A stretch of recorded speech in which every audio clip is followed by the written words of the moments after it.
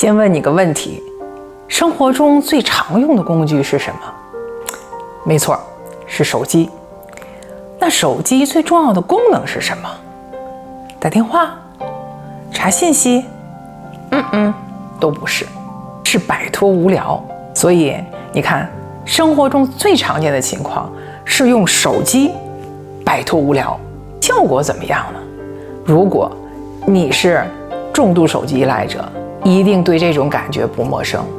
不得已放下手机，忍不住一句：哎，真无聊。你不是不想摆脱手机的束缚 ，but how？ 今天我就跟你分享一个意想不到的方法，以无聊制服无聊。听完背后的道理，你一定会豁然开朗。Let's go。当我们感到无聊时，自然会渴望快乐，对应到大脑中就是对多巴胺的渴求，因为多巴胺是带给我们快乐的神经介质。那么我们什么时候感到无聊呢？没错，当多巴胺的水平降低的时候。最常见的做法就是拿起手机，滑动屏幕，画面刺激大脑产生多巴胺，于是我们不再感到无聊。我也许并不觉得快乐，也没觉得时间被好好利用，但那种强烈的无聊感暂时消失了。我们知道这些电子设备具有成瘾性，也就是说它刺激了大脑的成瘾机制。所以如果你想要生活少一点无聊，就先来理解这些神经机制。在大脑中，两个神经细胞又叫做神经元，它们交流信息的地方叫做突触。一个神经元释放多巴胺，另一个神经元接收多巴胺。接收者表面有多巴胺受体。假设我们正常情况下有5个多巴胺受体，多巴胺传递量适中。但当我们做一件能让多巴胺大量释放的事儿，比如刷抖音，突触间的多巴胺就会飙升，受体完全被占满了，大脑接收到一个强烈的信号，这感觉太棒了。但接下来身体会启动一个不太妙的自我调节机制，叫做耐受。神经元意识到自己被多巴胺轰炸，于是开始减少受体数量，来降低信号强度。这就像喝酒一样，刚开始喝2瓶啤酒就醉，但越喝越多，后来想要达到同样的感受就得喝更多。同理，大脑对多巴胺也会产生耐受。耐受的机制就是突触上的受体数目减少，以前我们有5个，现在可能只剩2个。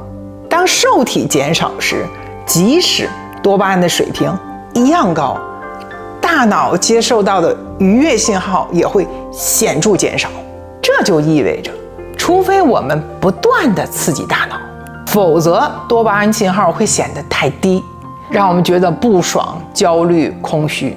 即使我们体内的多巴胺水平是正常的，我们做着自己喜欢的事儿，比如刷剧，而且刷的那个剧也还是你想看的，但是中途的时候你还是忍不住会刷手机。你既没有真的享受到刷手机，也没有真的享受到刷剧，你只是半心半意的同时做着2件事。这到底是怎么回事？那是因为你的大脑渴望更高的多巴胺。所以说，当我们的多巴胺受体被下调，我们对多巴胺产生耐受之后，生活中其他一切都会变得不好玩。一本书能带来的多巴胺或许也就5个单位，但刷抖音能带来至少20到30个单位。长此以往，结果就是你刷屏越多，越容易感到无聊。那么我们该如何解决呢？答案就是逆转这个过程。我们需要让大脑长出更多的多巴胺受体，而实现的方法竟然是让自己无聊。这非常奇妙。当我们感到无聊时，说明多巴胺信号太低，而神经元在信号过低时会主动增加受体。受体越多，我们从相同的活动中获得的愉悦感就越多。这意味着我们的多巴胺敏感度提高了，它正是耐受的反面。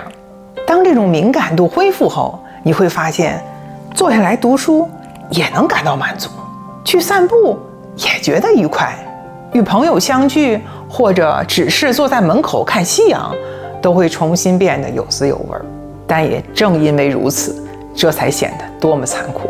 我们创造了一个被多巴胺过度喂养的社会，结果是，当耐受形成后，生活中那些原本美好的事物都变得无趣。